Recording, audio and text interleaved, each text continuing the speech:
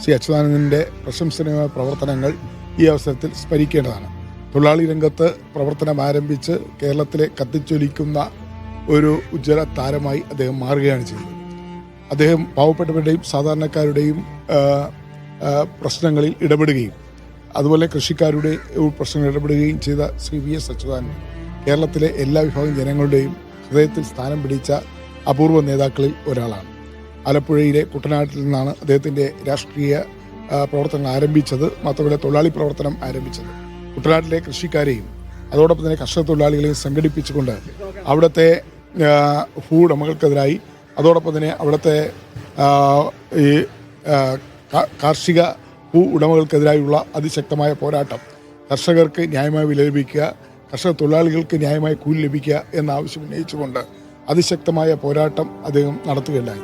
ആ കുട്ടനാട് ഉൾപ്പെടുന്ന മാവേലിക്കര പാർലമെന്റ് മണ്ഡലത്തിൽ പ്രതികരിക്കുന്ന ഒരു ജനപ്രതിനിധി എന്ന നിലയിൽ വി.എസ്. അച്യുതാനന്ദൻ്റെ പ്രവർത്തന കേന്ദ്രം, അദ്ദേഹത്തിൻ്റെ രാഷ്ട്രീയ പ്രവർത്തനത്തിൽ ഏറ്റവും കൂടുതൽ അദ്ദേഹം സമയം ചെലവഴിച്ചത് കുട്ടനാട്ടിലാണ്. കുട്ടനാട്ടിലെ കൃഷിക്കാർക്ക് വേണ്ടിയാണ്, അവിടുത്തെ കർഷക തൊഴിലാളികൾക്ക് വേണ്ടിയാണ്. ഒരുപാട് അച്യുതാനന്ദനെ കുറിച്ച് ഓർക്കുമ്പോൾ ഒരുപാട് ഓർമ്മകൾ നമ്മുടെ മുന്നിലേക്ക് വരികയാണ്. അദ്ദേഹം മുഖ്യമന്ത്രി എന്ന നിലയിൽ സമർത്ഥമായ പ്രവർത്തനങ്ങളിലൂടെ ശ്രദ്ധയാകർഷിച്ചു. അതോടൊപ്പം തന്നെ സാധാരണക്കാർക്കും പാവപ്പെട്ടവർക്കും വേണ്ടി അദ്ദേഹം നിലകൊണ്ടു. അങ്ങനെ പാർശ്വവൽക്കരിക്കപ്പെട്ട ജനങ്ങൾക്ക് വേണ്ടി അദ്ദേഹം ശബ്ദിക്കുകയുണ്ടായി. അങ്ങനെ കേരളത്തിൽ മറക്കാനാവാത്ത ഒരു രാഷ്ട്രീയ നേതാവായി ശ്രീ അച്യുതാനന്ദൻ മാറി എന്നുള്ളതാണ്. അദ്ദേഹത്തിൻ്റെ നിര്യാണം രാഷ്ട്രീയ കേരളത്തിനും ജനാധിപത്യ കേരളത്തിനും വലിയ നഷ്ടമാണ് എന്നുള്ള കാര്യത്തിൽ യാതൊരു സംശയമില്ല. അദ്ദേഹത്തിൻ്റെ നിലപാടുള്ള നേതാവായിരുന്ന അദ്ദേഹം, നിലപാടുകളിൽ വിട്ടുവീഴ്ചയില്ലാത്ത നേതാവായിരുന്ന അദ്ദേഹം എടുത്തിട്ടുള്ള തീരുമാനങ്ങൾ, അദ്ദേഹത്തെ തീരുമാനിച്ചിട്ടുള്ള കാര്യങ്ങൾ അത് നടപ്പാക്കുന്നതിന് വേണ്ടി ഏതറ്റം വരെ പോകാൻ യാതൊരു മടിയുമില്ലാത്ത കർക്കശക്കാരനായ ഒരു കമ്മ്യൂണിസ്റ്റ് നേതാവായിരുന്നു സഖാവ് വി.എസ്. അച്യുതാനന്ദൻ. അദ്ദേഹത്തിൻ്റെ നിര്യാണത്തിൽ ഞാൻ അഗാധമായ ദുഃഖവും അനുശോചനവും രേഖപ്പെടുത്തുന്നു. അദ്ദേഹത്തിൻ്റെ പ്രസ്ഥാനമായ CPIM-നോടും അദ്ദേഹത്തിൻ്റെ കുടുംബാംഗങ്ങളോടുമുള്ള അനുശോചനം ഈ അവസരത്തിൽ രേഖപ്പെടുത്തുക. വി.എസ്. അച്യുതാനന്ദനെ അനുസ്മരിക്കുകയാണ് വിവിധ നേതാക്കൾ. റിയാസ് പറഞ്ഞതൊരു പ്രധാനപ്പെട്ട വാചകവുമാണ്. ഭൂമിയിൽ മനുഷ്യനുള്ളിടത്തോളം കാലം മായാത്ത നാമമാണ് വി.എസ്. എന്നാണ് റിയാസ് പറഞ്ഞത്. ഞാൻ എത്ര കാലം ജീവിക്കണമെന്ന് ഞാൻ തീരുമാനിക്കുമെന്ന മരണത്തോടും വെല്ലുവിളി നടത്തിയ നേതാവ് എന്നാണ് A.K. ബാലൻ വി.എസിനെ അനുസ്മരിച്ചത്. P.K. ശ്രീമതി അടക്കമുള്ള മറ്റു നേതാക്കളും വി.എസിനെ അനുസ്മരിച്ചു. ഇപ്പോൾ പ്രമോദ് രാമൻ തുടരുന്നുണ്ട്. പ്രമോദ്, വലിയ സ്വീകാര്യത വി.എസ്. അച്യുതാനന്ദൻ ഉണ്ടായിരുന്നു എന്നത് എല്ലാവർക്കും അറിയുന്നതാണ്.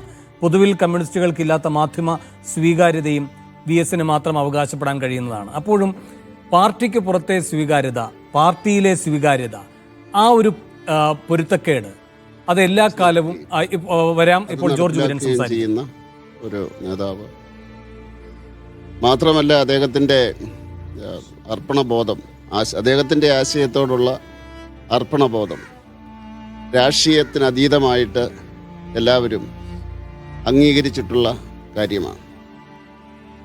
മാത്രമല്ല, ഒരു പ്രസ്ഥാനത്തിലെ രണ്ട് ആശയങ്ങൾ തമ്മിൽ ഏറ്റുമുട്ടുന്ന അവസരത്തിൽ അതെങ്ങനെ കൈകാര്യം ചെയ്യുന്നു എന്നുള്ളതിന് ഒരു പാഠപുസ്തകമായിരുന്നു രാഷ്ട്രീയ വിദ്യാർത്ഥികളെ സംബന്ധിച്ചിടത്തോളം അദ്ദേഹം.